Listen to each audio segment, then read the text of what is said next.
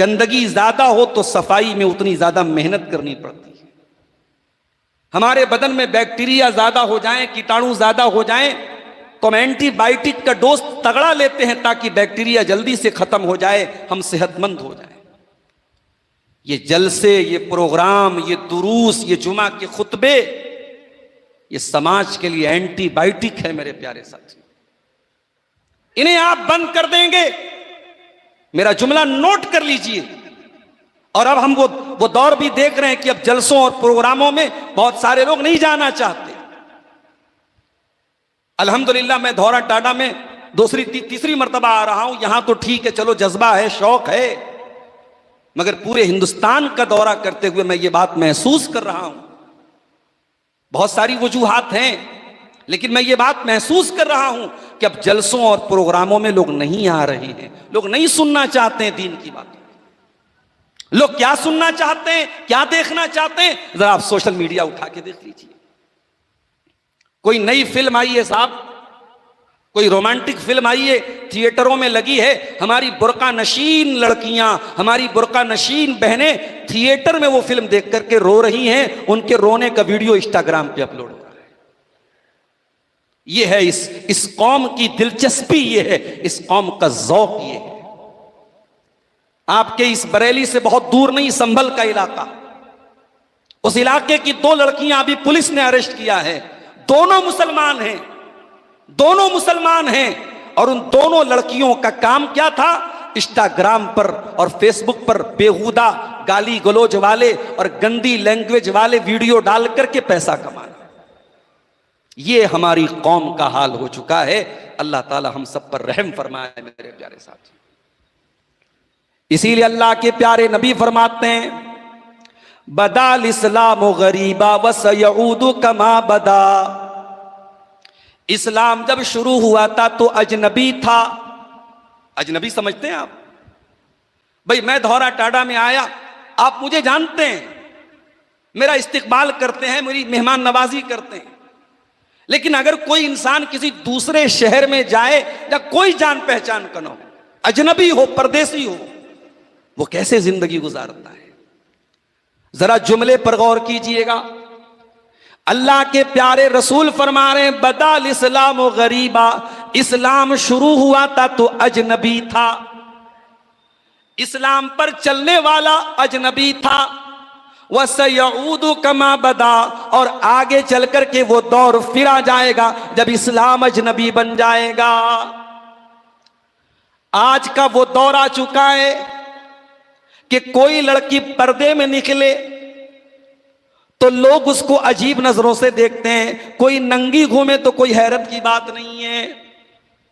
कोई नौजवान लड़का पाकदामनी वाली जिंदगी गुजारे, इफ्फत और पाकदामनी की जिंदगी गुजारे, अपने आप को ज़िनाकारी से बचाए, बदकारी से बचाए, तो जमाने वाले ताना मारेंगे, ये नौजवान तो बड़े पुराने ख्यालात का है। कोई नौजवान लड़की अगर अपने गैर महरम रिश्तेदारों से पर्दा करे, भाभी देवर से पर्दा करे, अपने कजिन से पर्दा करे, तो मोहल्ले की औरतें तो छोड़ दो, घर की औरतें बोलेंगी ये तो बहुत अपने आप को दीनदार समझती है, बड़ी मौलानी समझती है अपने आप को। उसको ताना उसके घर की औरतें देंगी। अल्लाह के प्यारे नबी क्या फरमाते हैं? इस्लाम एक दौर ऐसा आ जाएगा, इस्लाम फिर से अजनबी बन जाएगा। इस्लाम पर अमल करने वाले दुनिया की नजरों में अजनबी बन जाएंगे। फतूबा लिल गुरबा, आपने फरमाया कि जन्नत की खुशखबरी सुना दो उन लोगों को जो अजनबी बन जाएं। जुमेरात की मार्केट पर बड़े बयानात हो रहे हैं। कल से सुन रहा हूं मौलाना इमामुद्दीन साहब ने भी कुछ बोला था, अभिषेक मेराज। अब मुझे जुमेरात तक, आज जुमेरात का दिन था, दिन में आता तो मार्केट शायद देखता मैं। किसी ने कहा साहब काले फरिश्ते बहुत नजर आ रहे हैं। काले फरिश्तों को घर ही में रखो, वरना ये रहमत के बजाय जहमत के फरिश्ते बन जाएंगे। आप गौर कीजिए मेरे भाइयों, इस्लाम अजनबी बन जाएगा। अल्लाह के नबी के दौर में कुरान की आयत नाजिल होती है, वक़र्न फी बुयूतिकुन्न वला तबर्रजन तबर्रुजल जाहिलियतिल ऊला। ऐ नबी के घर की और तुम इज्जत के साथ अपने घरों में रहा करो और बन संवर करके, मेकअप करके, खुशबू लगा करके, नुमाया हो करके अपने बदन को जाहिर करके घर के बाहर न निकला करो। जब कुरान की ये आयत नाजिल हुई, अल्लाह के प्यारे नबी की एक बीवी जिनका नाम सौदा था, हम सब की प्यारी मां हजरत सौदा रजी अल्लाह ताला इस आयत के नाजिल होने के बाद घर के बाहर बिल्कुल नहीं निकलती थी। यहां तक कि अल्लाह के नबी के इंतकाल के बाद जब हज का सीजन आता था तो आपकी और बीवियां हज करने के लिए निकला करती थी, मगर हजरत सौदा रजी अल्लाह ताला ना हज करने के लिए भी नहीं निकलती थी। लोगों ने पूछा ये तो कोई आम सफर नहीं है, ये तो हज का सफर है, अल्लाह के घर का सफर है, खाने काबा का तवाफ करने का सफर है। ऐ सौदा और बीवियां तो जा रही हैं, तुम क्यों नहीं जाती हो? हजरत सौदा कहती हैं ओ लोगों, मुझे कुरान की ये आयत याद आ जाती है, वक़र्न फी बुयूतिकुन्ना वला तबर्रजन तबर्रुजल जाहिलियतिल ऊला। ऐ नबी की औरतों, तुम इज्जत के साथ घर में रहा करो और घर के बाहर बिला जरूरत न निकला करो। ओ लोगों, मेरे ऊपर जिंदगी में एक मर्तबा हज फर्ज था और वो हज मैंने जनाबे मोहम्मद रसूलुल्लाह सल्लल्लाहु अलैहि वसल्लम के साथ कर लिया है। अब मेरे ऊपर हज फर्ज नहीं है, लिहाजा मैं हज करने के लिए भी घर के बाहर निकलना मुनासिब नहीं समझती। अब तो हालात बदल गए साहब। मुंबई में मैं गया, मुझे कुछ लोगों ने बताया मौलाना कितने घरों का मामूल है कि जेंट्स सुबह सोए रहते हैं और लेडीज उठ करके जो है वो गोश्त खरीदने जा रही हैं, सब्जी खरीदने जा रही हैं और सामान खरीदने जा रही हैं। शॉपिंग करना औरतों का काम है, मर्द का काम जॉब करना है, मर्द का काम बिजनेस करना है। मर्द आराम से सोया पड़ा रहता है और बीवी सुबह बन संवर करके निकलती है शॉपिंग करने के लिए। मेरे प्यारे भाइयों, अल्लाह के वास्ते अपने समाज की गैरत को बचा लो, अपने घरों की गैरत को बचा लो। मेरी प्यारी माँ बहनों, जिस मार्केट में बेपर्दगी हो रही हो, जिस बाजार में बेपर्दगी हो रही हो, जिस समाज में ठरकी किस्म के और बेहुदा किस्म के नौजवान अपनी आंखों को सेकने जा रहे हो, ऐ इज्जत व आबरू वाली मेरी बहनों, उस बाजार में अपने कदम को जाने से भी बचा लो। अल्लाह के नबी फरमाते हैं इस्लाम एक ऐसा दौर आ जाएगा फिर अजनबी बन जाएगा। जब ऐसा दौर आ जाए इस्लाम पर चलने वाले दुनिया की नजर में अजनबी बन जाएं, फतूबा लिल गुरबा, तो अल्लाह के नबी कहते जन्नत की खुशखबरी सुना दो उन लोगों को जो दीन पर अमल करने की वजह से अजनबी मान लिए जाएं। ऐ मेरी प्यारी बहन, अगर तेरे पर्दे की वजह से तुझे तेरी सहेलियां ताना मारे, तुझे तेरी मादक या नूस बोले, तुझे तेरी बहनें बोले तू बड़े पुराने दौर की है, तू ताने सुन लेना, तू गालियां सुन लेना, तू बातें सुन लेना, मगर अपने आप को जन्नत का हकदार बनाना है तो इस्लाम पर अमल करती रहना। मेरे प्यारे भाइयों, अपने आप को हराम रिश्तों से बचाना, हराम रिलेशनशिप से बचाना, जिनाकारी से बचाना, गर्लफ्रेंड बॉयफ्रेंड के चक्कर से बचाना। हाँ, तुम्हारे दोस्त अहबाब अगर ताना मारे ये लड़का तो बड़े पुराने ख्यालात का है, इसकी कोई गर्लफ्रेंड भी नहीं है, इसका कोई चक्कर भी नहीं है, अगर ये ताने तुम्हें सुनने पड़े तो सुन लेना। फतूबा लिल गुरबा, अल्लाह के प्यारे हबीब फरमाते हैं जब दीन पर अमल करने वाले आटे में नमक के बराबर हो जाएं तो जन्नत की खुशखबरी उनको सुना देना। एक और हदीस आपको सुना देता हूं। चावल का कारोबार यहां होता है, आप जानते होंगे, मैं तो फैक्ट्री में नहीं गया, फैक्ट्रियों में या किसी भी चीज में आप देखें एक माल वो होता है जो फ्रेश माल होता है और एक माल वो होता है जो वेस्टेज होता है, रद्दी होता है, जो बहुत ही लो क्वालिटी का माल होता है। हर मार्केट में, हमारे यहां बनारस में साड़ी का कारोबार होता है, साड़ी आपको 50,000 वाली भी मिल जाएगी, 500 रुपये वाली भी मिल जाएगी। साड़ी तो दोनों है, कपड़ा तो दोनों है, मगर क्वालिटी में फर्क होता है। अब जरा हदीस सुनिएगा जो मैं पेश करने जा रहा हूं। हदीस के रावी कौन है? हजरत अब्दुल्ला बिन अमर बिन आस रजी अल्लाह ताला अन्हु फरमाते अल्लाह के नबी ने फरमाया, अबू दाऊद की सही रिवायत है, कैफ बिकुम व बि ज़मानिन युगरबलु फीहि अन्नासु गरबलतन।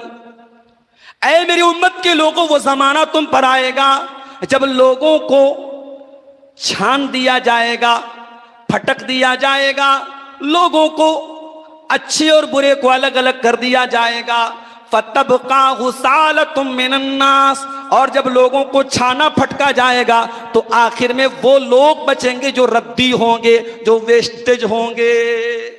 अल्लाह अकबर। वो हमारे और आपके जैसे लोग होंगे, रद्दी वेस्टेज लोग। मरीजत उहूदुहुम व अमानातुहुम, उनके वादे की कोई वैल्यू ना होगी, उनकी अमानत की कोई वैल्यू ना होगी। वो वादा खिलाफी करने वाले होंगे, अमानत में खयानत करने वाले होंगे, और आपस में लड़ेंगे। आपने अपनी दोनों हाथों की उंगलियों को आपस में गड़मट करके तशबीह करके फरमाया, जैसे ये दोनों उंगलियां आपस में गुत्थम गुत्ता हो गई, वो लोग आपस में लड़ेंगे, कटेंगे, मरेंगे।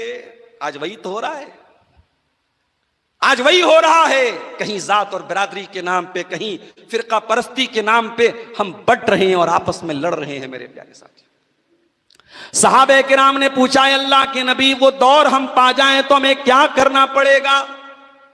आपने फरमाया, ताखुज़ून मा तारिफून व तज़रून मा तुनकिरून, तुम्हें शरीयत की जो बातें पता होंगी उन बातों पर अमल करना, और जो बातें पता नहीं होंगी उन बातों से दूर रहना। जो क्लियर है हलाल है, हलाल को पर अमल करना, जो क्लियर हराम है उससे बचना, और जिसके बारे में डाउट है उससे भी बचना। व तज़रून अम्रा आम्मतिकुम व ताखुज़ूना अम्रा खासतिकुम, और ये देखना कि तुम्हारे बीच जो खास लोग हैं, जो अच्छे लोग हैं, जो दीनदार लोग हैं, वो कौन सा तरीका अपना रहे, उस तरीके पर चलना। आम लोगों के तरीके पर न चलना, भेड़ चाल न चलना, पब्लिक जिधर जा रही उधर न जाना। जो दीनदारों का रास्ता है, जो सही रास्ता है, उस रास्ते पर तुम चलते रहना। तो ये उसी दौर में मेरे प्यारे भाइयों हम और आज आप सांसें ले रहे हैं। और ये बात भी याद रखिए, समाज के अंदर अगर बिगाड़ हो रहा हो तो उस पर चुप रहना भी बहुत बड़ा जुर्म है। शायर कहता है, कुछ न कहने से भी छिन जाता है एजाज सुखन, कुछ न कहने से भी छिन जाता है एजाज सुखन, जुल्म सहने से भी जालिम की मदद होती है। इस लायक बनो, जुल्म को जुल्म कहो, बुराई को बुराई कहो, गलत को गलत कहो, कम से कम इस लेवल पर तो बाकी रहो। मेरे प्यारे साथी, इस उम्मत की ड्यूटी है, इस उम्मत की जिम्मेदारी है कि वो गलत को गलत कहे। कुरान कहता, कुंतुम खैर उम्मतिन उखरिजत लिन्नास, ऐ मुसलमानों तुम दुनिया की सबसे बेहतरीन उम्मत हो, तुम्हें निकाला गया है लोगों के लिए। तअमुरूना बिल मारूफ, तुम नेकी का हुक्म देने के लिए दुनिया में आए हो। व तनहाउना अनिल मुनकर, तुम बुराई से रोकने के लिए आए हो। व तुमिनूना बिल्लाह, और तुम अल्लाह ताला के ऊपर ईमान रखने वाली कौम हो। हमारी ड्यूटी है मेरे प्यारे साथियों, हम मुआशरे की इस्लाह करें। अब आइए हम अपने असल टॉपिक की तरफ बढ़ते हैं, समाज की इस्लाह हम कैसे करें। सबसे पहला काम, समाज की अगर इस्लाह करना है, सबसे पहला काम क्या करना है? हमें अपनी जात से शुरू करना है। हमें दूसरों की इस्लाह करने के पहले अपनी इस्लाह करना है, अपने दामन में झांकना है। यह नहीं जमाने की बुराइयां तो नजर आ रही हैं और अपने दामन के बड़े बड़े ऐब को भी हम ऐब मानने को तैयार नहीं है। दूसरों के छोटे छोटे छींटे तो नजर आ रहे हैं और अपने दामन के बड़े बड़े धब्बों को नजरअंदाज कर रहे हैं। यह मुसलमान का तरीका नहीं है। कुरान कहता है, या अय्युहल्लज़ीना आमनू लिमा तक़ूलूना मा ला तफ़अलून, ऐ ईमान वालो तुम वो बात क्यों कहते हो जो करते नहीं हो। कबूरा मक़तन इंदल्लाहि अन तक़ूलू मा ला तफ़अलून, अल्लाह ताला के नजदीक ये बहुत बड़ा गुनाह है कि तुम वो बात कहो जो करते नहीं हो। ये यहूदियों की पहचान थी। यहूदी दूसरों को नसीहत करते थे ईमानदारी की, दूसरों को नसीहत करते थे सच्चाई की, और खुद बहुत बड़े हरामखोर थे। इसीलिए अल्लाह ने कुरान के पहले पारे में फरमाया, अतअमुरूना अन्नासा बिल बिर्रि व तनसौना अनफुसकुम व अंतुम ततलूनल किताब। ऐ बनी इस्राइल, ऐ यहूदियों, तुम कैसे हो? तुम लोगों को भलाई का हुक्म देते हो और अपने आप को भूल जाते हो, जबकि तुम तौरात पढ़ते हो, तुम अल्लाह की किताब पढ़ते हो। और टांडा की सरजमीन पर बैठे हुए मैं एक बात कहना चाहूंगा, जब मैं इस इलाके में आता हूं, वल्लाह एक दिल में खुशी होती है, चलो ऐसी बस्ती में आया हूं जहां मेजॉरिटी जो है हमारे अपने अहले तौहीद भाइयों की है। सब अपने आप को कुरान और हदीस पर चलने वाला कहते हैं और अल्हम्दुलिल्लाह कोशिश भी करते हैं कुरान और हदीस पर अमल करने की। मगर मेरे भाइयों, इस जमाने में जब दुनिया भर के फिरके मौजूद हैं, दुनिया भर के नारे मौजूद हैं, अगर आप अपने आप को अहले हदीस बोलते हैं तो सिर्फ बोल देना कमाल नहीं है। जब आप ये कहते हैं कि हम अहले हदीस, हम सलफी हैं, तो आप अपने कंधे पर बहुत बड़ी रिस्पॉन्सिबिलिटी भी उठाते हैं। जमाना आप पर नजरें दौड़ाता है कि आपका किरदार कैसा है, आपका अमल कैसा है। कोई दूसरा कब्र पे जाके सजदा करे, लोग नहीं थूकते हैं। अगर अहले हदीस घर का मर्द या औरत किसी कब्र पे, किसी मजार पे, किसी पेड़ पे, किसी पत्थर पे अगर सजदा करता हुआ नजर आ जाए तो दुनिया कहती साहब ये तो अहले हदीस है, ये तो कुरान और हदीस का मानने वाला, पक्की तौहीद वाला, ये क्यों ऐसा कर रहा है? आपको लोग पहचानते हैं आपकी तौहीद से मेरे प्यारे साथी। इसलिए मेरे प्यारे भाइयों, जमाने को तौहीद का सबक देना है तो पहले अपनी को पक्का करो। जमाने को सुन्नत का सबक सिखाना है तो अपने आप को सुन्नत पर अमल पैरा करो। जमाने को ईमानदारी का सबक देना है तो अपने आप को ईमानदार बनाओ, अपने किरदार को इतना रोशन बनाओ। जमाना मिसाल दे, अहले हदीस ऐसे हुआ करते हैं, सलफी ऐसे हुआ करते हैं। जरा नबी के सहाबा को देखो मेरे प्यारे भाइयों, उनका किरदार कैसा था। वो दूसरों पर उंगली बात, वो पहले अपने किरदार पर, अपने अमल पर तवज्जो देते थे। एक सहाबी हैं, उनका नाम है हंजला उसैदी रजी अल्लाह तआला अन्हु। हंजला उसैदी रजी अल्लाह तआला अन्हु अपने घर से बाहर निकलते हैं, मुलाकात होती है हजरत अबू बकर सिद्दीक से। अबू बकर सिद्दीक कहते हैं, हंजला कहां जा रहे हो? कहा अबू बकर अल्लाह के रसूल के पास जा रहा हूं। कहा क्या बात है? कहा नाफका हंजला, अय अबू बकर मुझे ऐसा लगता है कि मैं मुनाफिक हो गया हूं। हंजला मुनाफिक हो गया है। कहा क्या है हंजला, ऐसी बात क्यों कर रहे हो? तुम कैसे मुनाफिक हो सकते हो? तुम तो पक्के सच्चे मोमिन हो।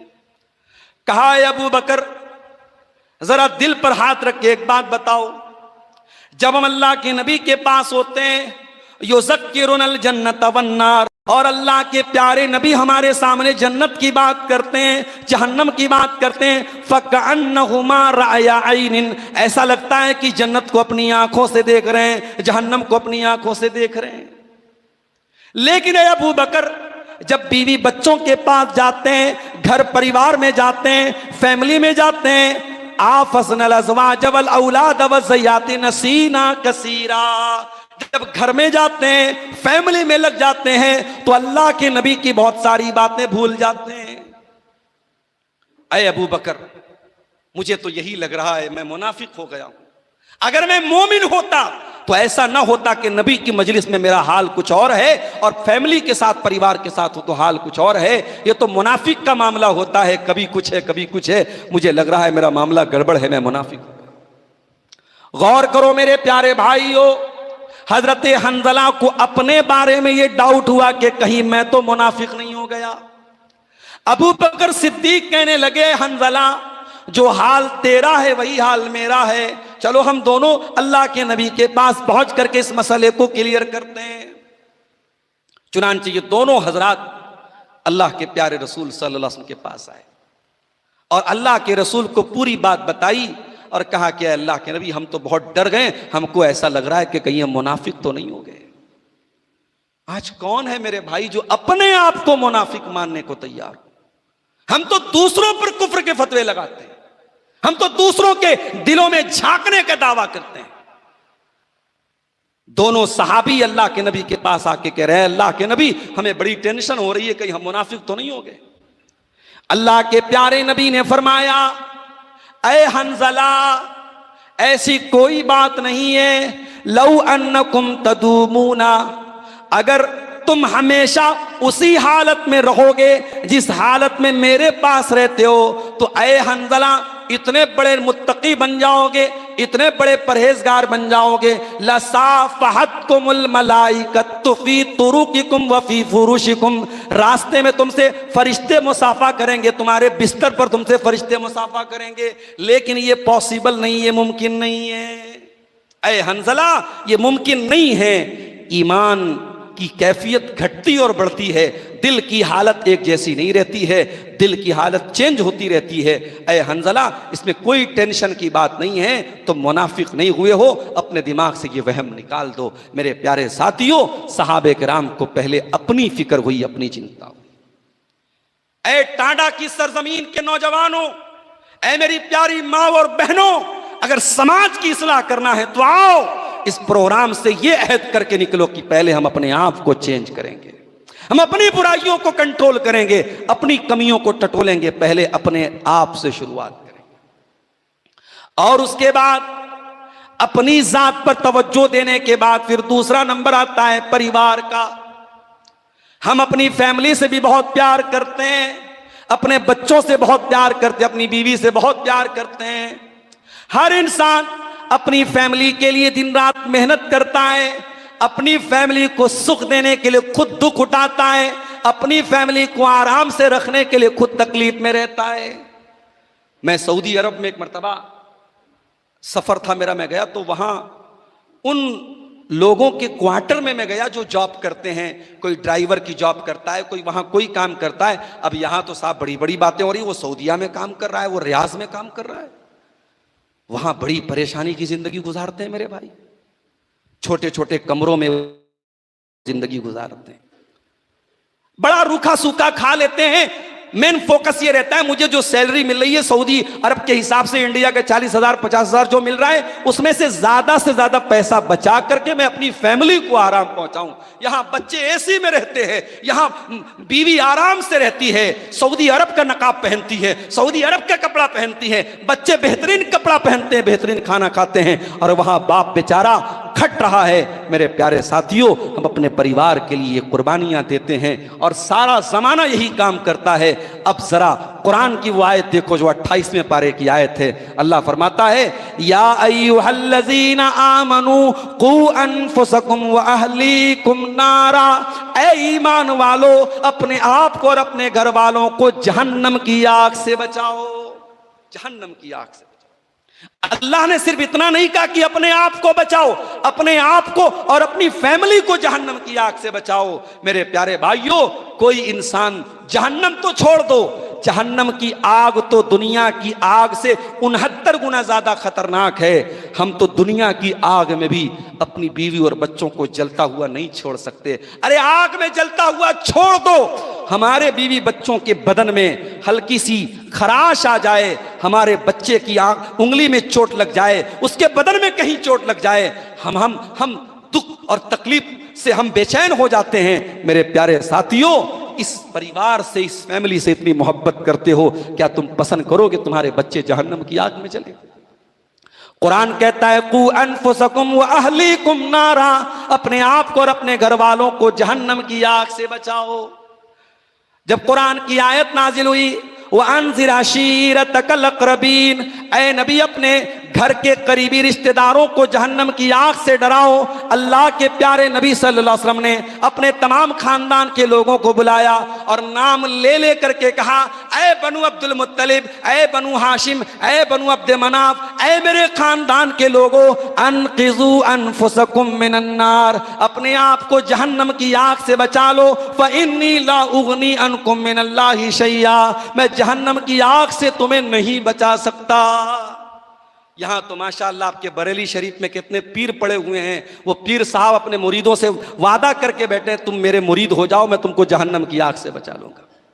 तुम्हारे पीरों ने वादे करके रखे हैं, और दुनिया का सबसे बड़ा पीर और दुनिया की सबसे बुजुर्ग हस्ती जनाब मोहम्मद रसूलुल्लाह सल्लल्लाहु अलैहि वसल्लम, वो अपने खानदान के लोगों से कह रहे हैं, अनक़िज़ू अनफुसकुम मिनन नार, अपने आप को जहन्नम की आग से बचा लो।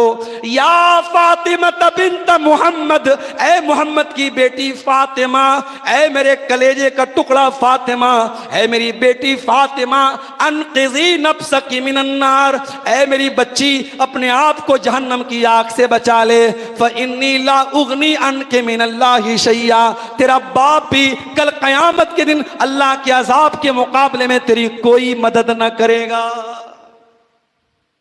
मुझे किसी ने बताया कि 1 महीने के अंदर इसी टांडा की सरजमीन से 6-7 ऐसे केस हुए हैं।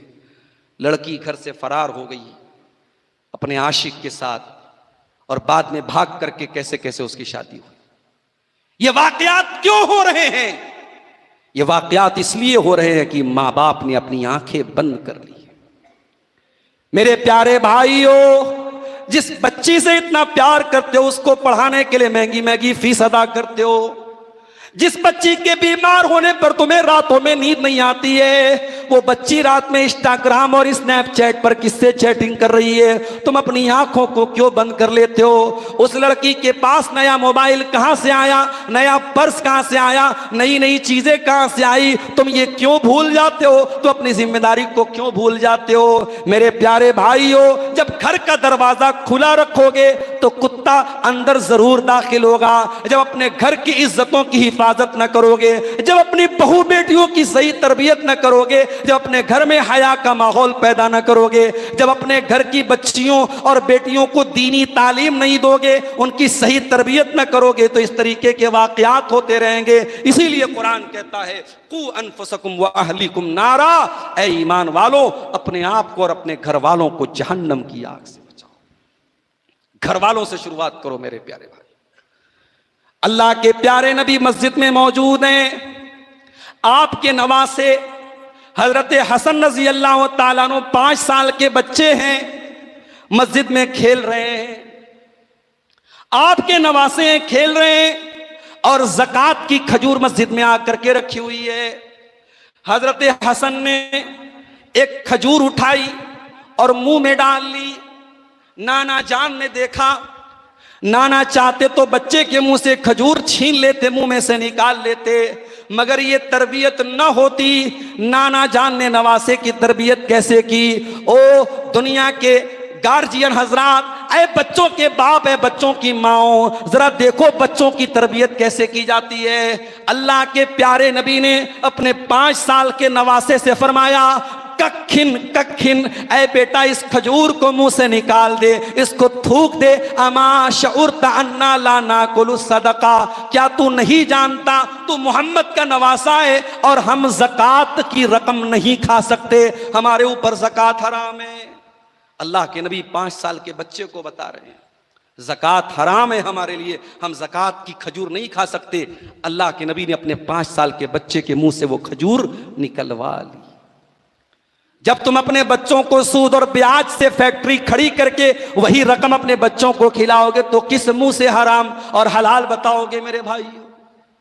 जब आप सूद को सूद न समझे, हराम को हराम न समझे और बैंकों से बड़ी बड़ी रकम लोन पर लेकर के आप कारोबार शुरू करें और हराम कमाई पर अपने कारोबार की बुनियाद रखें, उसी कारोबार की कमाई से अपने बच्चों की परवरिश करें, तो किस मुंह से अपने बच्चों को हलाल और हराम सिखाएंगे हम मेरे भाइयों?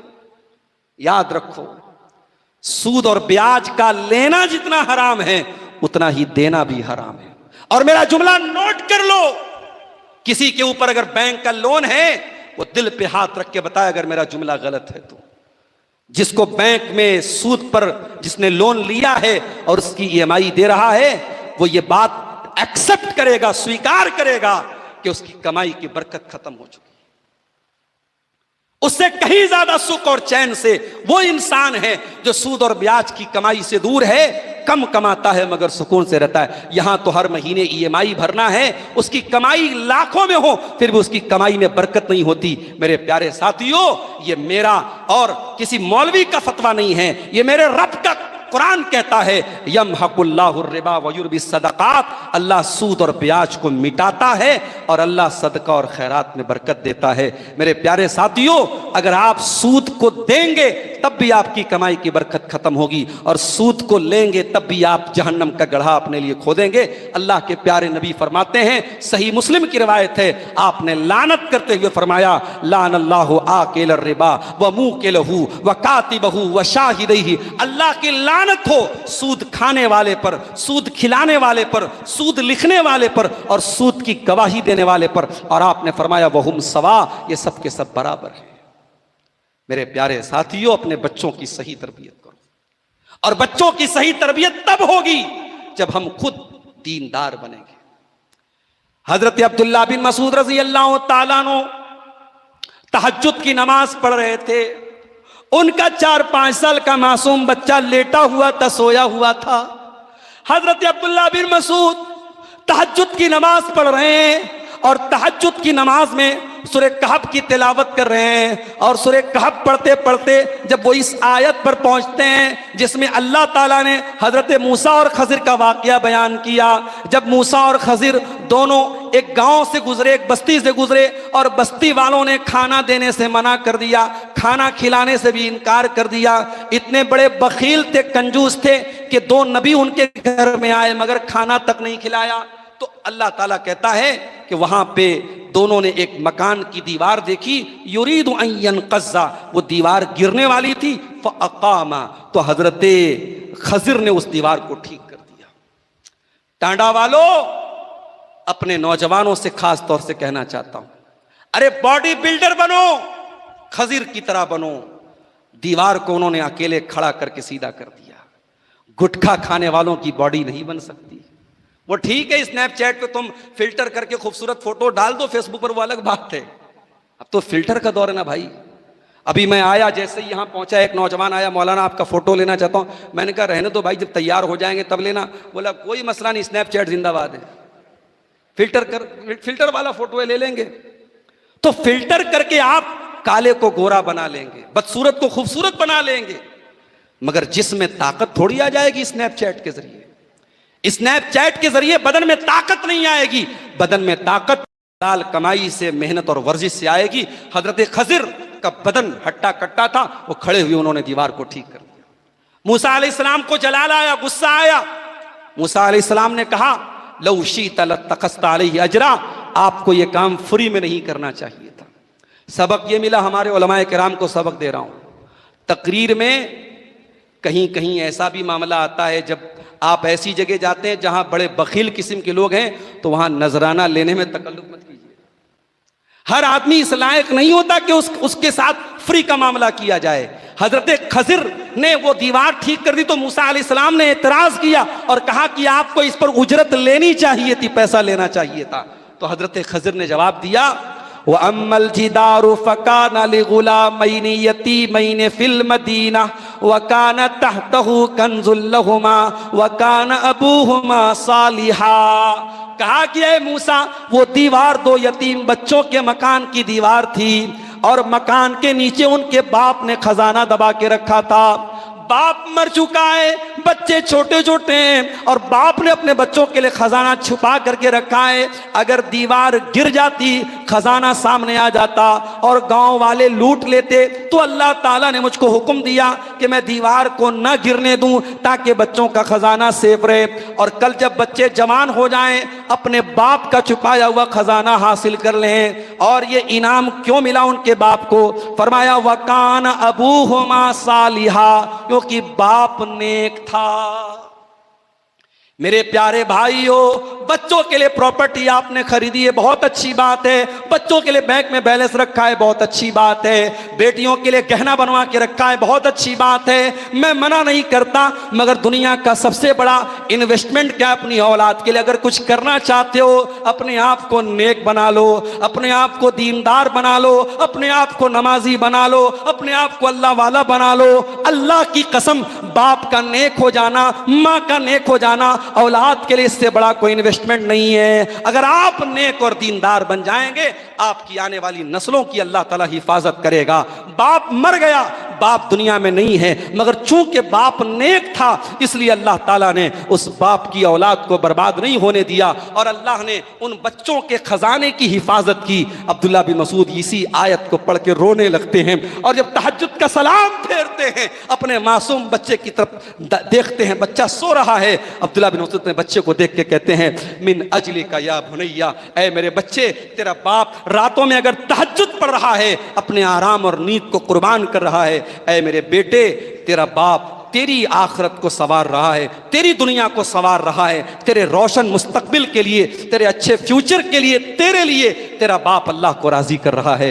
मेरे प्यारे साथियों, समाज की इस्लाह करना है तो अपनी इस्लाह कीजिए और अपने परिवार की इस्लाह कीजिए। अपने घर में दीनदारी का माहौल पैदा कीजिए, अपने घर में शर्म हया का माहौल पैदा कीजिए, अपने घर में नेकियों पर पकड़ का माहौल पैदा कीजिए। अगर आपके घर में जवान लड़का लड़की नमाज नहीं पढ़ते हैं तो आप उनको उनकी सरजनिश कीजिए, उनसे हिसाब लीजिए, क्यों तुम फजर की नमाज में सोए पड़े रहे। अगर आपकी लड़की बेपर्दा घर से निकलती है, लड़की के कॉलेज की छुट्टी 2 बजे हो रही है, वो 6 बजे शाम को आ रही है, तो ये बहाना बना देने से कि मैं सहेली के घर चली गई थी, मैं फला जगह चली गई थी, सिर्फ इतना जान लेना और बता देना काफी नहीं है। मेरे भाइयों, मैं ये नहीं कहता कि औलाद पर शक कीजिए, औलाद पर बिला वजह शक कीजिए, मगर नहीं, औलाद के मामले में अंधे गूंगे बहरे मत बनिए।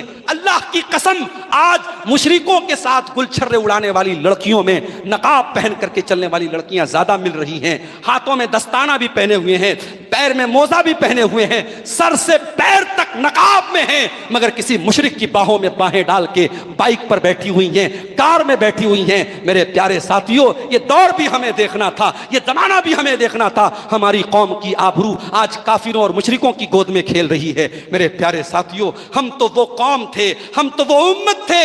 जंग उहद का मंजर याद करो, एक औरत आती है, बूढ़ी औरत है, 50-60 साल की औरत है, चेहरे पे नकाब पहन के आती है, चेहरे को ढांप के आती है। उसका जवान बेटा शहीद हो चुका है, बेटे की लाश देखने के लिए आई है जंग के मैदान में, और चेहरे को ढांप के आती है। किसी ने कहा, अम्मी जान, तेरा बेटा मर चुका है, तेरा बेटा शहीद हो चुका है, और तुझे पर्दे की पड़ी है, तुझे नकाब की पड़ी है, तू चेहरा ढांप के आई है, क्या जरूरत थी पर्दा करने की, क्या जरूरत थी नकाब पहनने की। तो उस माँ ने क्या जवाब दिया था?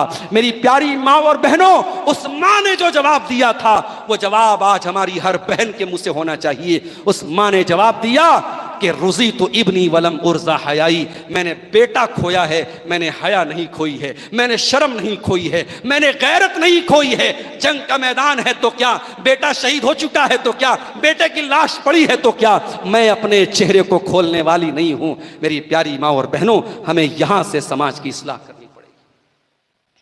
और आगे बढ़िए, हमारे मामलात कैसे हैं, हमारा लेन देन कैसा है? कहीं ऐसा तो नहीं हम 5 टाइम के नमाजी हैं, चेहरे पर दाढ़ी भी है, माथे पर सजदे का निशान भी है, लेकिन जब कारोबार करते हैं तो हर मिनट पे झूठ बोल रहे हैं, 420 कर रहे हैं, फ्रॉड कर रहे हैं, नकली को असली बना के बेच रहे हैं। अगर ऐसा कर रहे हैं, अल्लाह की कसम हम अपनी कमाई को हराम कर रहे हैं। अल्लाह के नबी फरमाते हैं, मन गश्शना फलैसा मिन्ना, जो धोखाधड़ी करे वो हम में से नहीं है। और मेरा एक जुमला नोट कर लेना टांडा वालों, कभी दीन के नाम पर किसी को बेवकूफ न बनाना, कभी दाढ़ी रख करके किसी को बेवकूफ न बनाना, कभी माथे को सजदों के निशान से सजा करके किसी को बेवकूफ न बनाना, वरना दुनिया आपको गाली न देगी, दुनिया दाढ़ी को गाली देगी, दुनिया आपको बुरा भला न कहेगी, दुनिया नमाजियों को बुरा भला कहेगी। अभी हैदराबाद के एक सफर में मैं गया, एक नौजवान मेरे पास आया, जुमा का खुतबा मुझे देना था। उसने कहा, मौलाना एक बात कहना चाहता हूं, हो सके तो जुमा के खुतबे में बयान कर देना। मैंने कहा, क्या बात है बताओ। उसने कहा, मौलाना हमारी मस्जिद पर एक नौजवान आया करता था, 5 टाइम की नमाज बड़ी पाबंदी से पढ़ा करता था, पहली सफ में रहा करता था, इमाम के साथ तकबीर उला में शामिल रहा करता था, इतना नेक था, इतना दीनदार था, फजर की नमाज में आता था, नमाज खत्म हो जाती थी, लोग अपने अपने घरों को चले जाते थे, वो मुसल्ले पर बैठा रहता था, वो सूरज के निकलने का इंतजार किया करता था। जब सूरज निकल जाता था 15-20 मिनट के बाद वो इशराक की और चाश्त की नमाज पढ़ा करता था। इतना तहज्जुद गुजार, इतना नेक और दीनदार वो नौजवान था। लेकिन मौलाना अफसोस की बात यह है, उसकी दीनदारी से हम धोखा खा गए, उसके तकवा को देख करके हम धोखा खा गए। उसने लोगों से कर्जा लिया और 40-50 लाख के करीब लोगों की रकम उसने ले ली और अब फरार हो गया है। उसने हम सबके साथ फ्रॉड किया है। अब तो किसी की नमाज को देख करके भी हमको यकीन नहीं आता, अब किसी की दाढ़ी को देख करके भी यकीन नहीं आता, अब तो किसी के माथे पर सजदे का निशान देख करके भी हमको यकीन नहीं आता। दीनदारी के साथ कभी फ्रॉड मत करना मेरे भाई। इसका मतलब मैं ये नहीं कह रहा हूं कि सारे नमाज पढ़ने वाले गलत हैं, इसमें नमाज का कोई दोष नहीं है, इसमें दाढ़ी का कोई दोष नहीं है, मगर दीनदारी को बुनियाद बना के अगर आपने किसी के साथ चीट किया है, किसी के साथ फ्रॉड किया है, तो वो दीनदारों को गाली देगा। कभी ये काम मत करना मेरे साथियों। मेरे प्यारे भाइयों, अपनी कमाई में हलाल और हराम का फर्क रखो, वरना अल्लाह के नबी फरमाते हैं याती अलन्नासी ज़मानुन ला युबालिल मरउ मिन ऐना खज़ल माल। एक जमाना ऐसा भी आने वाला है जब लोग कमाने के पीछे इतने अंधे हो जाएंगे, वो इस बात की चिंता नहीं करेंगे कि माल हलाल तरीके से आ रहा है या हराम तरीके से आ रहा है। धौरा टाडा की सरजमीन को अल्लाह ताला ने बहुत खुशहाली से नवाजा है, चावल की शक्ल में एक बहुत बेहतरीन कारोबार आपको मिला है। मेरे प्यारे भाइयों, हलाल तरीके से बिजनेस करो, अल्लाह बहुत बरकत देगा और अल्लाह बरकत देता रहा है आपके इलाके को। कभी हराम के करीब न जाना, कभी सूद और ब्याज के करीब न जाना। मेरे प्यारे भाइयों, आज हमारे बहुत सारे ऐसे नौजवान हैं जो ऐसी ऐसी कंपनियों में पैसा लगा रहे हैं। फला कंपनी ये दावा करती है 1 लाख रुपया लगा तो हर महीने 10,000 तुमको देंगे, हर महीने 5,000 देंगे, और ऐसी कंपनियों के झांसे में आकर हमारा नौजवान पैसा लगा लेता है। अभी बिहार के कटिहार के इलाके में एक नौजवान ने 1 करोड़ रुपया एक ऐसी कंपनी में लगा दिया। मुसलमान नौजवान था, 1 करोड़ रुपया उसने ऐसी फ्रॉड कंपनी में लगा दिया। कंपनी भाग गई, आज वो बैठ करके रो रहा है। आज अल्लाह की राह में देने के लिए 100 रुपया भी हमारी जेब से बड़ी मुश्किल से निकलता है, और हराम कारोबार में, हराम बिजनेस में इन्वेस्ट करने के लिए 1 करोड़ की भारी रकम भी लोग निकाल देते हैं। मेरे प्यारे भाइयों, याद रखो, हमें हलाल को अपनाना है, हराम से बचना है। और हराम के साथ साथ अल्लाह के नबी फरमाते हैं कि जिन चीजों के बारे में डाउट है, जिन चीजों के बारे में शक है, फमन इत्तक़श्शुबहात फ़क़द इस्तबरा लिदीनिही व इर्ज़िही, जो शक वाली चीजों से अपने दामन को बचा लेगा, वो अपने दीन को बचा लेगा, अपनी आबरू को बचा लेगा। तो लेन देन के मामलात को सही करो मेरे प्यारे साथ, और आगे बढ़िए। समाज को अगर सुधारना है, अपने अखलाक को भी सुधारना पड़ेगा। कहीं ऐसा तो नहीं हम नमाज तो पढ़ रहे हैं, हम बज़ाहिर उलमा के साथ हमारा ताल्लुक भी बहुत अच्छा है, हर तकरीर में जाते हैं, हर जलसे में जाते हैं, हमारे यूट्यूब की प्लेलिस्ट में उलमा के बयानात मौजूद हैं, हम बड़े दीनदार और बड़े अच्छे लोगों में शुमार होते हैं, मगर हमारा अखलाक गिरा हुआ है। हमारे अखलाक में वो सिफात पाई जाती हैं जो मुनाफिकों की पहचान है। अल्लाह के प्यारे नबी फरमाते हैं अर्बउम मन कुन्न फीही काना मुनाफिकन खालिसन, 4 चीजें जिसके अंदर पाई जाएंगी समझ जाओ कि वो पक्का मुनाफिक है। इज़ा हद्दसा कज़ब, जब बात करे तो झूठ बोले, व इज़ा वादा अखलफ, जब वादा करे तो वादा खिलाफी करे, व इज़ा तुमिना खान, जब अमानत रखी जाए तो खयानत करे, व इज़ा खासमा फजर, और जब किसी से लड़ाई झगड़ा हो तो गाली गलौज पर उतर जाए। ये 4 चीजें अखलाकी गिरावट की अलामत हैं, ये मुनाफिकों की अलामत है। इसी तरीके से मेरे प्यारे भाइयों, अखलाकी गिरावट की एक और चीज हम समाज में देख रहे हैं, हसद करना। हसद करना, आज भाई भाई से हसद कर रहा है, पड़ोसी पड़ोसी से हसद कर रहा है। उसने इतना महंगा मकान कैसे खरीद लिया, उसने इतना पैसा कैसे कमा लिया, उसका बेटा इतना अच्छा नंबर एग्जाम में कैसे हासिल कर लेता है। अगर ये हसद की बीमारी घर में आ गई मेरे प्यारे भाइयों, ये घरों को बर्बाद कर देती है, ये रिश्तों को बर्बाद कर देती है। अल्लाह के नबी फरमाते हैं तब्बा इलैकुम दाउल उमम मिन क़ब्लिकुम, ऐ मेरी उम्मत के लोगों, वो बीमारी तुम्हारे अंदर भी आएगी जो तुमसे पहले की उम्मतों में आई थी। आपने फरमाया दाउल हसदी, वो हसद की बीमारी है। इन्नहा हालिकतुन, और ये हसद की बीमारी ये इतनी खतरनाक है, ये रेजर है, ये उस्तुरा है, ये मूड देती है, ये रिमूव कर देती है। आपने फरमाया ला तहलिकुश शारा वलाकिन तहलिकुद्दीन, ये हसद की बीमारी बाल के लिए रेजर नहीं है, ये बदन के बाल को रिमूव नहीं करती है, ये तुम्हारे दीन को रिमूव कर देती है, तुम्हारे दीन को मिटा देती है। जब हसद की आग लगती है इंसान दीन को भूल जाता है, इंसान कुरान और हदीस को भूल जाता है। इसलिए मेरे प्यारे साथियों, अपने सीने को हसद की आग से बचा लो। 4 पैसे कमा लिए, बंगला गाड़ी पास में आ, तो गाड़ी के पीछे लोग बड़े बड़े अलकाब भी लिखवाने लगते हैं। कोई पर्सनल ना ले। अभी मेरी नजर एक गाड़ी पर गई, गाड़ी के पीछे भी लोग लिखवा रहे हैं साहब मैं बैड बॉय हूं। कोई लड़की अपने आप को बैड गर्ल कहे, कोई लड़का अपने आप को बैड बॉय कहे, और इसको कोई फख्र की बात समझे। मेरे भाइयों, ये मुनासिब नहीं है। अल्लाह ताला ने अगर आपको दौलत दी है, इज्जत दी है, शोहरत दी है, तो उसको हजम करना भी सीखो। अगर आपके पास दौलत आ गई तो कारून बनने की कोशिश न करो, ताकत आ गई तो फिरौन बनने की कोशिश न करो।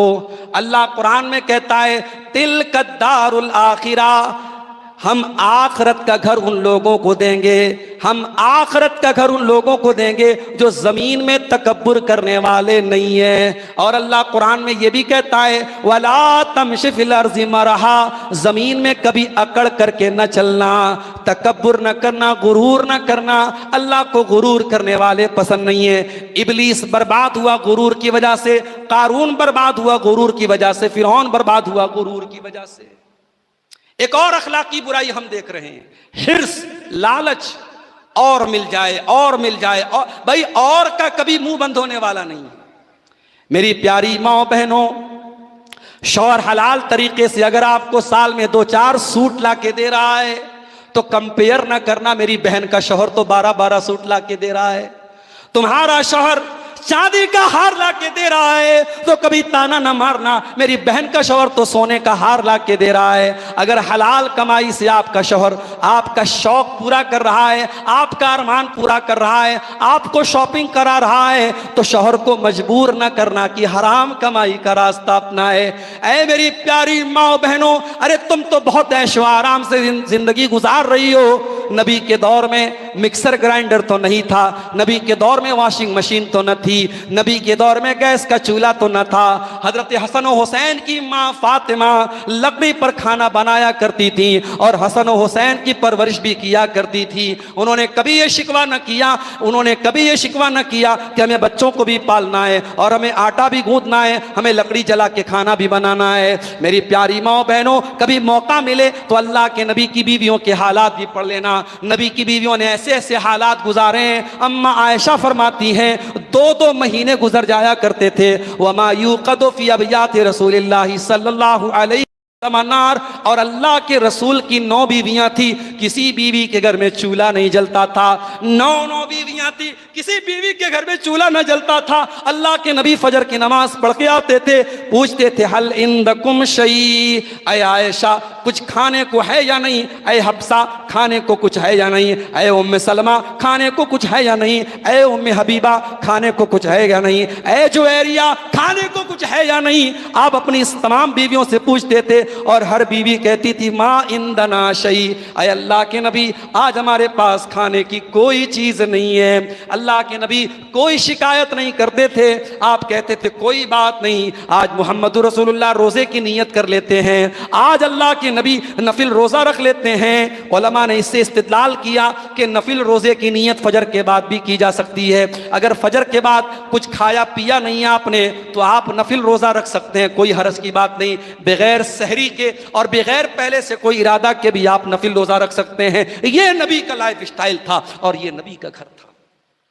आज अल्लाह का फजलो करम है, हमारे इलाकों में जो घर बन रहे हैं माशाअल्लाह कितने शानदार घर बन रहे हैं। बेडरूम देखिए आप कितने डिजाइन बन रहे हैं, कितना पीवीसी और क्या क्या लगाया जा रहा है, कितनी फॉल्स सीलिंग की जा रही, कितना खूबसूरत कमरा सजाया जा रहा है, आज डेकोरेशन पर कितना पैसा खर्च हो रहा है। मेरे प्यारे भाइयों, मेरी प्यारी माँ बहनों, नबी के घर को तुमने देखा होता तो तुम्हारे दिल पर क्या गुजरी होती। अब्दुल मलिक बिन मरवान के, वलीद बिन अब्दुल मलिक के दौर में जब मस्जिद नबी को की तौसी की जाने लगी, मस्जिद नबी का दायरा बढ़ाया जाने लगा, तो खलीफा ने ऑर्डर दिया कि अल्लाह के नबी की बीवियों के जो कमरे हैं उन कमरों को भी तोड़ दिया जाए और उन कमरों को तोड़ करके मस्जिद का दायरा बढ़ा दिया जाए। जब वो कमरे तोड़े जाने लगे, मदीना के बच्चों की आंखों में आंसू आ गए, मदीना की औरतों की आंखों में आंसू आ गए। सईद इब्न मुसय्यब ताबई उस मौके पर मौजूद थे, वो भी रोने लगे और कहने लगे, ओ लोगों, काश के नबी के इन कमरों को न तोड़ा जाता। ये छोटे छोटे मिट्टी के बने हुए कमरे, इनमें खजूर की लकड़ी का पिलर था और ये छोटे छोटे कमरे थे। इन कमरों में जनाब मोहम्मद रसूलुल्लाह रहा करते थे और आपकी बीवियां रहा करती थी। हजरत सईद इब्न मुसय्यब ने कहा, काश इन कमरों को न तोड़ा जाता और आने वाली नस्लें देखती कि मोहम्मद रसूलुल्लाह सल्लल्लाहु अलैहि वसल्लम ने कैसे अपनी बीवियों के साथ जिंदगी गुजारी है, कैसे कमरों में जिंदगी गुजारी है। मेरी प्यारी माँ बहनों, आज अल्लाह ने हमको बहुत कुछ नवाजा है। सब्र व कनात सीखना, सब्र व कनात करना सीख लीजिए, लालच न कीजिए। अल्लाह के प्यारे नबी फरमाते हैं, लौ कान इब्ने आदम वादियान मिन मालिन, अगर आदम के बेटे के पास सोने के 2 पहाड़ भी आ जाएंगे, लब तगा सालिसन, तो आदम का बेटा बोलेगा तीसरा भी मुझको मिलना चाहिए। वला यमलउ जौफ इब्ने आदम इल्ला तुराब, और आदम के बेटे के मुंह को कोई चीज भर नहीं सकती है सिवाय कब्र की मिट्टी के। जब तक कब्र में नहीं चला जाएगा, जब तक मिट्टी में नहीं चला जाएगा, इसके लालच का घड़ा कभी भरने वाला नहीं है। मेरी प्यारी माँ और बहनों, जरा तसव्वुर कीजिए अल्लाह के रसूल की बीवियों ने कैसी जिंदगी गुजारी है। जंगे हुनैन का मौका आया, जब मुसलमानों के घर में खुशहाली आ गई, पैसा आ गया, अल्लाह के प्यारे नबी की बीवियों ने डिमांड किया कि अल्लाह के नबी, हमको जो साल का पैसा दिया जाता है वो पैसा बहुत कम है, हम गोश्त नहीं खा पाते, हम अच्छा कपड़ा नहीं पहन पाते। अल्लाह के नबी, हमें जो सालाना खर्चा दिया जाता है, हमें जो नफका दिया जाता है, उसमें कुछ इजाफा होना चाहिए, कुछ बढ़ोतरी होनी चाहिए। हमें भी अच्छा कपड़ा पहनने का हक है, हमें भी अच्छा खाना खाने का हक है। अल्लाह के नबी को अपनी बीवियों की ये बात पसंद नहीं आई, आप नाराज हो गए। 1 महीने तक आप नाराज रहे, बीवियों से आपने बातचीत बंद कर दी। और फिर कुरान की आयत नाजिल हुई, 22-21वें पारे की आखिर की आयत नाजिल हुई, या अय्युहन नबी कुल्ल अज़वाजिका, ऐ नबी अपनी बीवियों से कह दीजिए, इन कुंतुन्न तुरिदनल हयात दुनिया वज़ीनतहा, कि ऐ मेरी बीवियों, अगर तुम दुनिया की दौलत चाहती हो, दुनिया का ऐशो आराम चाहती हो, फ़तालैन उमत्तिकुन्न व उसर्रिकुन्न सराहन जमीला, तो आ जाओ, मैं तुमको दुनिया की दौलत दे देता हूँ, दुनिया का पैसा दे देता हूँ, कपड़ा लत्ता दे देता हूँ, लेकिन फिर तुम नबी के घर में न रहना, मैं तुमको तलाक दे देता हूँ, मैं तुमको इज्जत के साथ विदा कर देता हूं, तुम जहां जाके रहना चाहो रह लो, नबी के घर में तुम ये लालच न करना, नबी के घर में तुम ये डिमांड न करना। व इन कुंतुन्ना तुरिदनल्लाह व रसूलहु वद्दारल आखिरता, और ऐ नबी की बीवियों, अगर तुम अल्लाह से मोहब्बत करती हो, रसूल से मोहब्बत करती हो और आखिरत में अपना घर बनाना चाहती हो, फ़इन्नल्लाह अअद्द लिल मुहसिनाति मिनकुन अजरन अज़ीमा, तो नेकी का काम करती रहना, अल्लाह ताला ने तुम्हारे लिए बहुत बड़ा सवाब तैयार करके रखा है। कुरान की ये 2 आयतें नाजिल हुई, अल्लाह के प्यारे नबी अपनी बीवी, अपनी सबसे महबूब बीवी हजरत आयशा रज़ी अल्लाह ताला अन्हा के पास आए। अय आयशा, मैं तुम्हारे सामने एक बात रखना चाहता हूँ, गौर से मेरी बात सुनना, जल्दबाजी में कोई फैसला न करना, जल्दबाजी में कोई जजमेंट न ले लेना। अय आयशा, अपने माँ बाप से मशवरा करने के बाद जवाब देना। आपने कुरान की यही दोनों आयतें पढ़ के सुनाई। आपने कहा, ऐ आयशा, अल्लाह ताला तुमको ये चॉइस दे रहा है, चाहो तो दुनिया की दौलत ले लो, दुनिया का जेवर ले लो, दुनिया के कपड़े ले लो और नबी को छोड़ के चली जाओ, और चाहो तो तंगी बर्दाश्त कर लो, तकलीफ बर्दाश्त कर लो, लेकिन नबी के साथ रहो, तुमको आखिरत में बेहतरीन बदला मिलेगा। ऐ आयशा, तुम बताओ तुम्हारा क्या जवाब है? हजरत आयशा रज़ी अल्लाह ताला अन्हा, मैं कुर्बान जाऊं अपनी इस माँ के ऊपर, उन्होंने क्या जवाब दिया?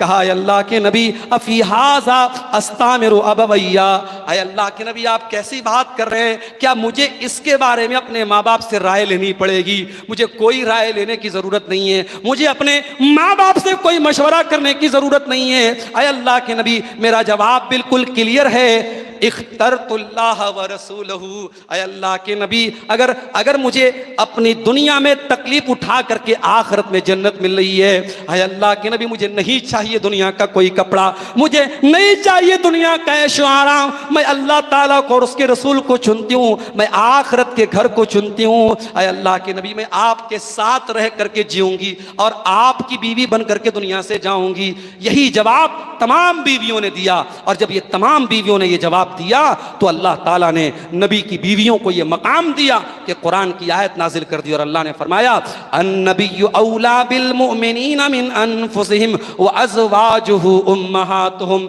ऐ ईमान वालो, ये नबी अकरम तुम्हारी जान से ज्यादा तुम्हारे करीब हैं, और नबी अकरम सल्लल्लाहु अलैहि वसल्लम की तमाम बीवियां तुम्हारे लिए माँ का दर्जा रखती हैं।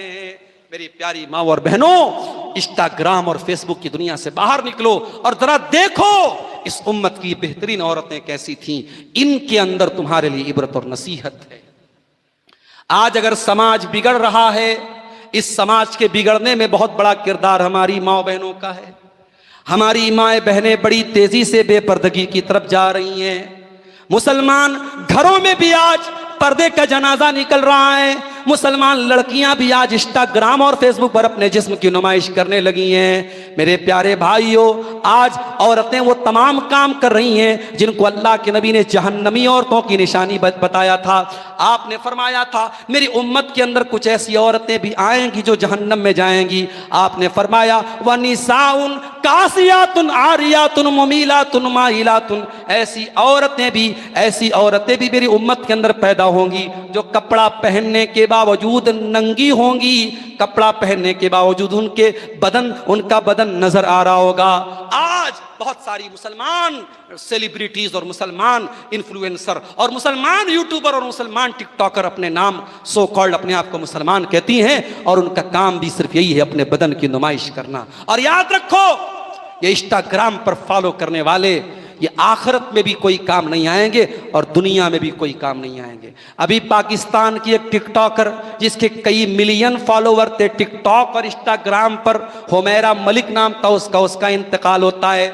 1 महीने तक उसकी लाश उसके फ्लैट में पड़ी रहती है, और 1 महीने के बाद जब उसकी लाश को दफनाने की बात आती है, कोई जनाजा पढ़ने वाला नहीं है, कोई मिट्टी देने वाला नहीं है, कोई कब्र में दफनाने वाला नहीं है। यूट्यूब पर और इंस्टाग्राम पर लाखों लोग फॉलो कर रहे हैं, लेकिन मौत के बाद 40 लोगों की मगफरत की दुआ भी नसीब ना हो सके। मेरी प्यारी माँ बहनों, इससे बढ़ के बदनसीबी क्या होगी। आज मई जून का महीना आता है, हमारी माए बहनें जब घर से निकलती हैं तो सन स्क्रीन लगा करके स्किन को बचाने वाली जो क्रीम होती है सन क्रीम, वो अपने बदन पे लगाती हैं, कहीं मेरी स्किन खराब ना हो जाए। जो औरतें कभी नकाब नहीं पहनती वो भी अपने चेहरे पर स्कार्फ लगा के निकलती हैं, कहीं सूरज की किरणें मेरे चेहरे को खराब न कर दें। मेरी प्यारी माँ बहनों, अगर सूरज की गर्मी से अपने चेहरे को बचाने के लिए तू सन क्रीम लगा सकती है तो स्कार्फ पहन करके घर से बाहर निकल सकती है। मेरी प्यारी माँ बहनों, जहन्नम की आग दुनिया की आग से ज्यादा खतरनाक होगी। जहन्नम की आग की गर्मी दुनिया की गर्मी से ज्यादा खतरनाक होगी। अगर जहन्नम की गर्मी से बचना है, अपने बदन को बेपर्दा न होने देना, बेलिबास न होने देना, बेपर्दा होके कभी घर के बाहर न निकलना, अपनी इज्जत और आबरू की हिफाजत करना, हराम रिलेशनशिप के चक्कर में कभी न पड़ना, अपनी पाक दामनी को बचा के रखना। मेरी प्यारी माँ बहनों, जरा गौर करो, कुरान में अल्लाह ताला ने हजरत मरियम का वाकया बयान किया। मरियम कोई नबी तो नहीं थी, मरियम कोई रसूल तो नहीं थी, अल्लाह ताला ने किसी औरत को रसूल तो नहीं बनाया, मगर मरियम को इतना ऊंचा मकाम क्यों दिया गया? कुरान कहता है वह मरियम इब्नत इमरान अल्लती अहसनत फरजहा। मरियम की खूबी ये थी, मरियम कभी गुनाह का काम उसने नहीं किया, कभी अपनी इस्मत पर कोई धब्बा ना लगने दिया, अपने कैरेक्टर पर कोई दाग ना लगने दिया। अपने जिस्म को बचा करके रखा, हराम रिश्ते से, हराम चीजों से अपने आप को दूर रखा। मेरी प्यारी माँ बहनों, मैं जानता हूं आज हालात बहुत नाजुक हैं, आज आपको फंसाने के लिए बहुत सारी चीजें मौजूद हैं, लेकिन जब दुनिया की ये सारी चीजें आपको अपनी तरफ अट्रैक्ट करने लगे तो जहन्नम की गर्मी को याद कर लेना और ये सोच लेना, अगर सूरज की गर्मी हमसे बर्दाश्त नहीं होती है तो जहन्नम की गर्मी हमसे कैसे बर्दाश्त होगी। आपने फरमाया, अल्लाह के प्यारे रसूल सल्लल्लाहु अलैहि वसल्लम फरमाया, ऐसी औरतें आएंगी जो कपड़ा पहनने के बावजूद नंगी होंगी और उनका काम क्या होगा, मुमीलातिन माइलातिन, वो गैर मर्दों को अपनी तरफ अट्रैक्ट करेंगी, फ्लर्ट करेंगी, माइल करेंगी और खुद भी उनकी तरफ माइल होंगी। आज चंद टकों के लिए, चंद पैसों के लिए इंस्टाग्राम और सोशल मीडिया पर जो औरतें अपने बदन की नुमाइश कर रही हैं, अपने शरीर को दिखा रही हैं, मेरे प्यारे भाइयों, अल्लाह के नबी की यह हदीस उन लड़कियों और उन औरतों पर अप्लाई हो रही है, वो गैर मर्दों को आकर्षित कर रही हैं, माइल कर रही हैं। हाँ मेरी प्यारी माँ बहनों, औरत को माइल करना चाहिए, मगर किसको? शादी के बाद अपने शौहर को माइल करना चाहिए, शौहर के लिए सजना चाहिए, शौहर के लिए संवरना चाहिए। शौहर और बीवी में कोई पर्दा नहीं है। अपने बेडरूम में, अपने कमरे में अपने शौहर का दिल खुश करने के लिए बीवी को शौहर की तमाम हलाल बातों को, जायज़ बातों को मानना चाहिए। अल्लाह के नबी ने एक जन्नती औरत की निशानी ये भी बयान फरमाई। आपने फरमाया, इज़ा सल्लतिल मरअतु खम्सहा, जब औरत पांचों टाइम की नमाज पढ़े, वह सामत शारहा, और रमजान का रोजा रखे, वह अतात ज़ौजहा, और अपने शौहर की इताअत करे। ओ जलसों में तकरीरें सुनने वाली मेरी माँ बहनों, ओ प्रोग्रामों में बढ़ चढ़ करके हिस्सा लेने वाली मेरी बहनों, याद रखना, ये तकरीर सुनना, ये बयान सुनना, ये उलमा के दुरूस सुनना, ये तुम्हारे काम उस वक्त तक नहीं आएगा जब तक तुम अपने शौहर की इताअत नहीं करोगी। एक शादीशुदा औरत अपने शौहर की इताअत अगर नहीं करती है, माफ करना, वो जन्नत में नहीं जाएगी। अल्लाह के नबी फरमाते हैं, वह अतात ज़ौजहा, अपने शौहर की इताअत करे, वह आसनत फरजहा, और अपनी शर्मगाह की हिफाजत करे। दखलत मिन अय्यि अब्वाबिल जन्नति शात, ऐसी औरत जन्नत के जिस दरवाजे से चाहे जन्नत में जा सकती है। अब आइए तकरीर के आखिरी पॉइंट की तरफ हम बढ़ते हैं। समाज की इस्लाह करना है। मेरे प्यारे नौजवान भाइयों, आपको अपनी इस्लाह करना पड़ेगा, क्योंकि उम्मत को उम्मीदें आपसे हैं। आज 70 साल का बूढ़ा हज करने के लिए भी तैयार है, उम्रा करने के लिए भी तैयार है, और 35-40 साल का नौजवान करोड़पति है, उससे हज करने को बोलो तो वो बहानाबाजी करता है। उसे मस्जिद का पता नहीं मालूम, उसे मस्जिद का एड्रेस नहीं मालूम। मेरे प्यारे भाइयों, जब बुढ़ापा आ जाए, जब ख्वाहिशात मर जाए, जब इंसान का बदन कमजोर हो जाए, तब तो मस्जिद का पता ऑटोमेटिक पता चल जाता है। अरे कमाल तो ये है, खूबी तो ये है कि अपनी जवानी को तू अल्लाह की इबादत में गुजारे। तेरी जवानी में तेरी पेशानी सजदों के निशान से रोशन हो जाए। अल्लाह के नबी फरमाते हैं, कयामत के दिन जब सूरज 1 मील की दूरी पर होगा और लोग गर्मी से बेहाल होंगे, और अल्लाह ताला अपने कुछ बंदों को अपने अर्श का साया देगा, उन खुश नसीबों में वो नौजवान लड़का और लड़की भी होंगे। वह शाबुन नशा फी इबादतिल्लाह, वो नौजवान जिसकी जवानी अल्लाह की इबादत में गुजरी हो। मेरे नौजवानों, ये फेसबुक रात को 2-2 बजे तक चलाना बंद कर दो। अपने टाइम को इतना हल्का ना समझो। दुनिया की सबसे कीमती चीज इंसान का टाइम है। आपका 1 मिनट भी जो गुजर गया वापस नहीं आ सकता। ये टाइम फेसबुक के, यूट्यूब के शॉर्ट देखने में और इंस्टाग्राम के रील्स में बर्बाद न करो। इशा की नमाज के बाद कोई जरूरी काम है तभी जागो, वरना सो जाओ और सुबह फजर की नमाज में पाबंदी से जमात के साथ शामिल हो जाओ। अपनी जवानी को अल्लाह की इबादत के लिए खास करो, और फिर देखो अल्लाह दुनिया में भी बरकत देगा और आखिरत में भी अल्लाह ताला गर्मी से बचाएगा। मेरे प्यारे साथियों, गर्मी इतनी है, यहाँ इस हॉल में हम बैठे, मैं बयान कर रहा हूँ, पसीने से शराबोर हूँ। हम इस मौसम में एसी तलाश करते हैं। अल्लाह ने अगर हमें तौफीक दी होती है, अपने घरों में एसी लगाते हैं। मेरे भाइयों, कभी तसव्वुर करो, जब आपके घर वाले आपको कब्र में लेके जाएंगे और कब्र की उस काल कोठरी में, उस छोटे से कमरे में आपको डाला जाएगा।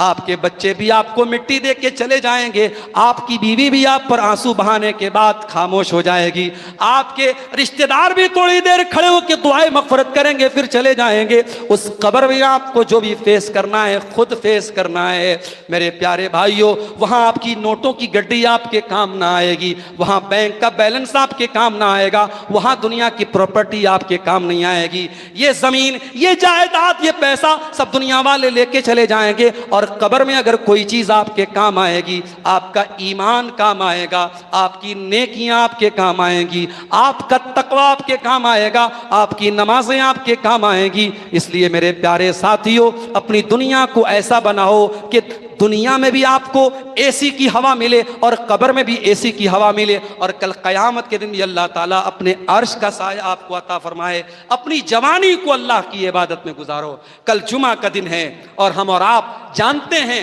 जुमा के दिन हम सूरह कहफ की तिलावत करते हैं। जुमा के दिन सूरह कहफ की तिलावत की बड़ी फजीलत है, और सूरह कहफ की तिलावत अगर शुरू की 10 आयतें और आखिर की 10 आयतों को पाबंदी से पढ़ा जाए तो इंशाअल्लाह दज्जाल से भी अल्लाह ताला हिफाजत करेगा।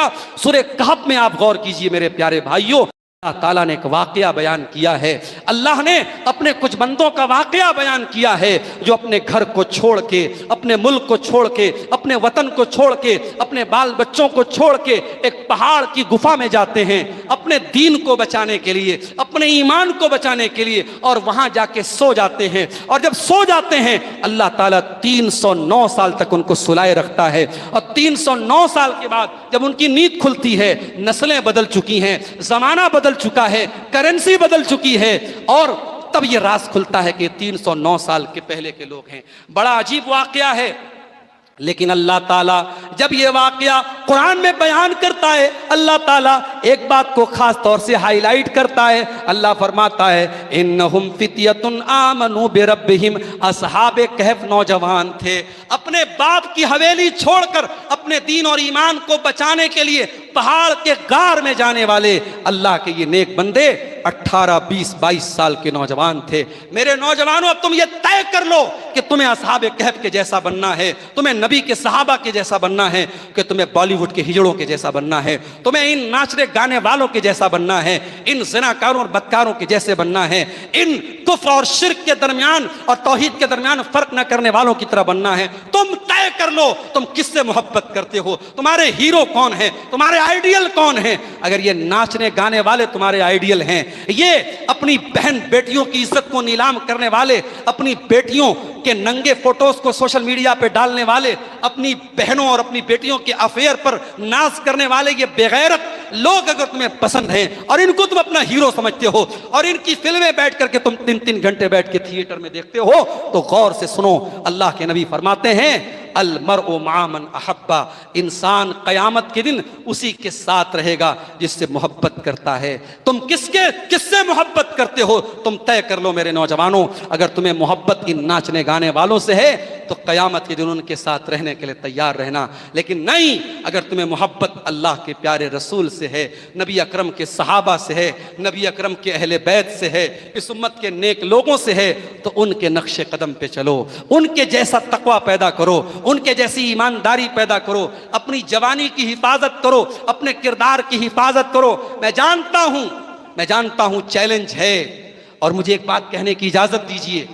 आज धौरा टाडा की सरजमीन पर भी मुझे लोगों ने बताया कि बाकायदा शादियों में डिमांड होती है जहेज की, और कितनी लड़कियां हैं जिनके माँ बाप बैंकों से कर्जे लेकर के अपनी बेटियों की शादी कर रहे हैं, लोगों से भीख मांग के अपनी बेटियों की शादी कर रहे हैं। हम ये तो रोना रोते हैं।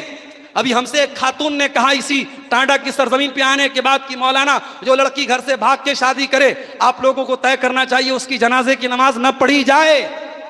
तो मैं अपनी उस माँ से कहना चाहूंगा, अपनी उस बहन से कहना चाहूंगा कि ठीक है, चलो हम ये डिसाइड कर लेते हैं कि वो लड़की जो घर से भाग रही है हम उसकी जनाजे की नमाज नहीं पढ़ाएंगे, मगर मुझे इस सवाल का जवाब दो कि जो लड़कियां शादी के काबिल हो चुकी हैं, जवान हो चुकी हैं, और इस जहेज की और मंगनी की और बारात की और शादी में लंबे चौड़े खर्च की रस्म रिवाज की वजह से बाप उनकी शादी नहीं कर पा रहा है, और वो बेटियां जवानी के नशे में बहक करके गलत कदम उठा रही हैं, तो क्या उसके लिए उनका बाप या वो समाज या उस समाज के ये रस्म व रिवाज जिम्मेदार नहीं है? आप किसका किसका बाइकआउट करेंगे और किस किस की जनाजे की नमाज से इनकार करेंगे? मेरे भाइयों, समाज को अगर बुराई से बचाना है तो हमें असबाब भी तलाश करने पड़ेंगे। आज लड़कियां अगर घर से भाग रही हैं तो मुझे माफ कीजिएगा, उसकी एक बहुत बड़ी वजह यह है हमने निकाह को बहुत मुश्किल बना दिया है। जाओ ज़िना के अड्डों पे जाके देखो, हजार हजार 500 रुपये में इज्जतों का सौदा हो रहा है, जिस्म बिक रहे हैं और जिस्मों का सौदा हो रहा है। और यहां हलाल तरीके से एक मर्द और औरत जब जवान होते हैं, अल्लाह ताला ने उनके अंदर जो ख्वाहिश रखी है, उस ख्वाहिश की तकमील का एक आसान और हलाल रास्ता निकाह है। आप 32-32 साल के लड़के हो चुके हैं, 28-28 साल की लड़कियां हो चुकी हैं और आप शादी नहीं करा रहे हैं और बहानेबाजियां कर रहे हैं और रस्म व रिवाज के चक्कर में पड़े हुए हैं। ये लड़के और लड़कियां, मेरे भाइयों, इन पर जुल्म मत करो, इनकी शादी सही टाइम पर करो। और मैं फैसल कमेटी के नौजवानों से कहना चाहता हूं, मुझे लोगों ने बताया कमेटी शुरू हुई तो चंद लोग थे, आज अल्हम्दुलिल्लाह 36 लोग पैदा उसमें जुड़ गए हैं। हम दुआ करते हैं अल्लाह ताला वो दिन भी लाए जब इस तरीके की कमेटियों में पूरे टांडा के हमारे नौजवान जुड़े। मैं एक पैगाम देना चाहता हूं फैसल कमेटी के नौजवानों को कि आपने कमेटी बनाई है, इस कमेटी का काम सिर्फ साल में जलसा कराना ना हो। कमेटी बनाई है तो कुछ अहद पैमान भी करो। कमेटी से जो लोग जुड़े उनसे एग्रीमेंट लो कि इस कमेटी से वही जुड़ेगा जो 5 टाइम की नमाज की पाबंदी करेगा। इस कमेटी से वही जुड़ेगा जो शराब और गुटखे और तंबाकू और खैनी को और हाथ नहीं लगाएगा। इस कमेटी से जो जुड़ेगा, अगर अभी उसकी शादी नहीं हुई है, अपने माँ बाप से साफ जा करके कहेगा कि मैं अपने कुव्वते बाजू से अपनी होने वाली बीवी के लिए जिस बेड का इंतजाम कर सकता हूं, वही बेड मेरे कमरे में आएगा। जिस अलमारी का इंतजाम कर सकता हूं, वही अलमारी मेरे घर में आएगी। मुझे अपनी ससुराल से भीख में मिली हुई कार और भीख में मिली हुई बाइक और भीख में मिली हुई फ्रिज मुझे वो नहीं चाहिए। ये गट्स अगर पैदा कर सकते हो तो करो मेरे भाइयों, वरना कमेटियां तो बहुत बनती हैं और बिगड़ती हैं। मेरे प्यारे साथियों, अब हमें अमली मैदान में आने की जरूरत है। आज समाज इतना बिगड़ चुका है कि हमें सिर्फ तकरीरों के जरिए समाज नहीं सुधर सकता है, हमें कुछ अमली इक़दाम करना पड़ेगा, कुछ प्रैक्टिकल काम करना पड़ेगा। हरियाणा का एक गांव अखबारों में उसकी खबर छपी थी। उस गांव के लोगों ने तय किया था कि हमारे यहाँ बगैर जहेज के, बगैर बारात के शादी होगी, और अगर किसी ने जहेज का लेन देन किया पूरी बिरादरी उसको बाहर कर देगी। आज उस समाज में, उस गांव में तमाम शादियां सुन्नत के मुताबिक हो रही है। हरियाणा से, एक गांव से शुरुआत होने वाली ये पहल, मैं दुआ करता हूं अल्लाह टांडा के नौजवानों को भी इसकी तौफीक अता फरमाए। अल्लाह यहाँ के बरेली के जितने जिलों के लोग आए हैं सबको तौफीक दे। और हम तो अल्हम्दुलिल्लाह अहले हदीस हैं। अरे हमने तो उन चीजों में भी लोगों की मुखालफत की है, सही है, जिसमें लोग हिम्मत नहीं करते। कितने अहले हदीस हैं, जब उन्होंने आमीन जोर से बोलना शुरू किया और रफुल यदैन करना शुरू किया, उनके गांव के लोगों ने गांव से निकाल दिया, बेचारे मजबूर हो गए, मगर उन्होंने आमीन को नहीं छोड़ा, रफुल यदैन को नहीं छोड़ा। मेरे प्यारे साथियों, अगर हम अल्लाह के डर से अपनी नमाज को सही कर सकते हैं और समाज और गांव के बाइकआउट को सह सकते हैं, तो हम निकाह और शादी के मामलात को भी आसान कर सकते हैं। हम दुआ करते हैं अल्लाह ताला हम सबको अपनी इस्लाह करने की तौफीक अता फरमाए। इलाहुल आलमीन, ख़ास तौर से हमारे नौजवानों को तो दीन से जुड़ने की तौफीक अता फरमा। इलाहुल आलमीन, हमारी माँ बहनों को दीन से जुड़ने की तौफीक अता फरमा। इन्हें शर्म व हया का पासदार बना दे, इन्हें गैरत वाला बना दे, इन्हें फ़ातिमा, आयशा, मरियम रज़ी अल्लाह ताला अन्हुन्ना के नक्श कदम पे चलने वाला बना दे। इलाहुल आलमीन, हमारे नौजवानों को खालिद बिन वलीद और हज़रत अबू बकर सिद्दीक, हज़रत उमर फ़ारूक, उस्मान गनी, अली मुर्तज़ा के नक्श कदम पे चलने वाला बना दे। इलाहुल आलमीन, हम में से जो बीमार हैं उनको शिफ़ाए कामिला आजिला अता फरमा। जिनके कारोबार में परेशानियां हैं, ऐ अल्लाह उनकी परेशानियों को दूर करके उनको हलाल रोज़ी अता फरमा। जो कर्ज़ों में गिरफ्तार हैं, ऐ अल्लाह उनको कर्ज़ों से नजात दे दे। जो बहन बेटियों के रिश्ते के लिए परेशान हैं, उनको दीनदार रिश्ते मुहैया फरमा दे। जो किसी किस्म के जादू और हसद और जलन के शिकार हैं, अल्लाह उनकी जिस्मानी और रूहानी हिफाजत फरमा। इलाहुल आलमीन, हमारे मुल्क की हिफाजत फरमा।